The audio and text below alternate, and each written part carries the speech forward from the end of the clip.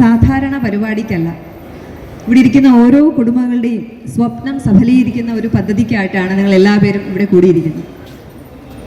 നമ്മുടെ എല്ലാവരുടെയും ഒരു സ്വപ്നം എന്ന് പറയുന്നത് തന്നെ കയറി കിടക്കാൻ ഒരു സ്വന്തമായിട്ടൊരു വീട് എന്നുള്ളതാണ്.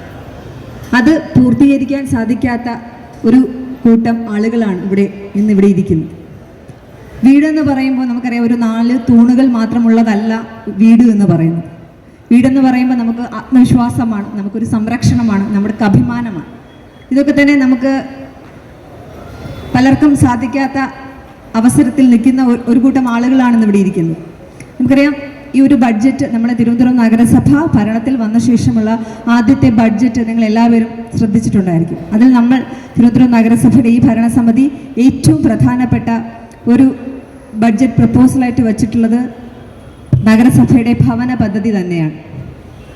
അത് വയ്ക്കുവാനുണ്ടായിട്ടുള്ള പ്രധാന കാര്യമെന്ന് പറയുമ്പോൾ ഞാനടക്കം ഇവിടെ ഇരിക്കുന്ന ചെയർപേഴ്സൺമാരെല്ലാം തന്നെ ഏകദേശം 2, 3, 4, 5 തവണ കൗൺസിലർമാരായി നഗരസഭയിൽ വിജയിച്ച് പ്രവർത്തിച്ചു വന്നവരാണ്.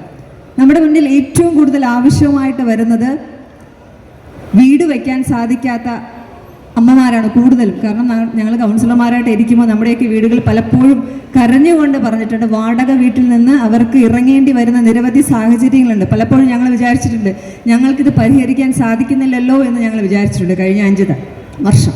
അപ്പോൾ നിങ്ങൾ വിചാരിക്കും, മുമ്പ് PMAY പദ്ധതി പ്രകാരം ഒരുപാട് തവണ ഒരുപാട് ആളുകൾക്ക് വീട് വെച്ച് കൊടുത്തിട്ടുണ്ടല്ലോ എന്ന് വിചാരിക്കും. പക്ഷേ കഴിഞ്ഞ 5 വർഷം PMAY പദ്ധതി പ്രകാരം നമുക്ക് തിരുവനന്തപുരം നഗരസഭയ്ക്ക് ലൈഫ് ഭവന പദ്ധതി പ്രകാരം സ്ഥലം വാങ്ങിയ ആളുകൾക്ക് വീട് വയ്ക്കാനുള്ള തുക കൊടുക്കുവാൻ സാധിച്ചിട്ടില്ല. കാരണം അതിന് 2ാം ഘട്ടത്തിൽ സംസ്ഥാന സർക്കാർ ഒപ്പുവയ്ക്കാത്തത് കാരണം തിരുവനന്തപുരം നഗരസഭയ്ക്ക് ആ ഒരു പദ്ധതിയുമായിട്ട് മുന്നോട്ട് പോകുവാനായിട്ട് സാധിച്ചില്ല. അതുകൊണ്ട് തന്നെയാണ് നമ്മുടെ ബഡ്ജറ്റിൽ ബഹുമാനപ്പെട്ട മേയർ VV രാജേഷ് അവർകൾ അദ്ദേഹം ഭരണത്തിൽ വന്ന ഉടനെ തന്നെ അദ്ദേഹം സൂചിപ്പിച്ചിട്ടുണ്ടായിരുന്നു, 101 വാർഡുകളിലെ ആളുകളെ ഒരേപോലെ കണ്ട് ഒരേ രീതിയിലുള്ള പ്രവർത്തനവുമായിട്ട് മുന്നോട്ട് പോകും. അതുകൊണ്ട് അവർക്ക് ഏറ്റവും ആവശ്യമുള്ള കാര്യം എന്ന് പറയുന്നത് സ്വന്തമായിട്ടുള്ള ഭവനം എന്നുള്ളത് തന്നെയാണ്. നമ്മുടെ തിരുവനന്തപുരം നഗരസഭയിലെ നമ്മുടെ ഭരണ നേതാക്കന്മാരുടെയും അതുപോലെ തന്നെ കൗൺസിലർമാരുടെയും എല്ലാവരുടെയും ഏറ്റവും പ്രധാനപ്പെട്ട ആവശ്യവും എല്ലാവർക്കും ഭവനം എന്നുള്ളത് തന്നെയാണ്. അതുകൊണ്ട് തന്നെയാണ് നമുക്ക് പ്രധാനമന്ത്രി ആവാസ് യോജന എന്ന പദ്ധതി പ്രകാരം വീടിന് പൈസ കൊടുത്തുകൊണ്ടിരുന്ന ആ ഒരു പദ്ധതി ഞാൻ നേരത്തെ സൂചിപ്പിച്ച പോലെ തന്നെ സംസ്ഥാന സർക്കാരിന്റെ അലംഭാവം കാരണം നമുക്ക് കിട്ടാത്ത സാഹചര്യത്തിൽ നമ്മുടെ തിരുവനന്തപുരം നഗരസഭ സ്വന്തമായിട്ടൊരു ഭവന പദ്ധതി രൂപീകരിച്ചു. അതാണ് പ്രധാനമന്ത്രി ഭവന യോജന എന്നുള്ളത്.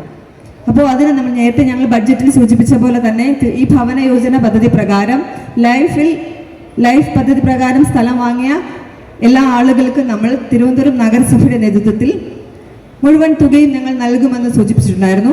അതിൻ്റെ ആദ്യ പരിപാടിയാണ് ഇവിടെ നടക്കുന്നത്. അതിന് മുന്നോടിയായിട്ടുള്ള ഏകദേശം എല്ലാ വാർഡുകളും 101 വാർഡുകളിലെയും ഗുണഭോക്താക്കളൊക്കെ തന്നെ ഇവിടെ വന്നിട്ടുണ്ട് എന്നാണ് മനസ്സിലാക്കാൻ സാധിച്ചത്. കാരണം നിങ്ങൾ ഓരോരുത്തരും ആഗ്രഹിക്കുന്ന എല്ലാവരും കുറേ നാളുകളായിട്ട് കാത്തിരിക്കുന്ന ഒരു പദ്ധതിയാണ് സ്വന്തമായിട്ട് ഭവനം എന്നുള്ളത്.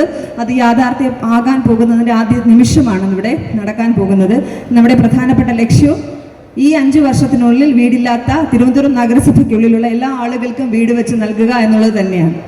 ഈ പരിപാടി കൂടുതൽ വിശദീകരിക്കുന്നതിനും ഈ ഒരു പരിപാടി ഔദ്യോഗികമായി ഉദ്ഘാടനം ചെയ്യുന്നതിനും നിങ്ങളുടെ എല്ലാവരുടെയും പ്രിയപ്പെട്ട നമ്മുടെ ബഹുമാനപ്പെട്ട ആരാധ്യനായിട്ടുള്ള തിരുവനന്തപുരം നഗരസഭയുടെ പിതാവ് നമ്മുടെ ബഹുമാനപ്പെട്ട VV രാജേഷ് അവരെ സ്വാഗതം ചെയ്യുന്നു.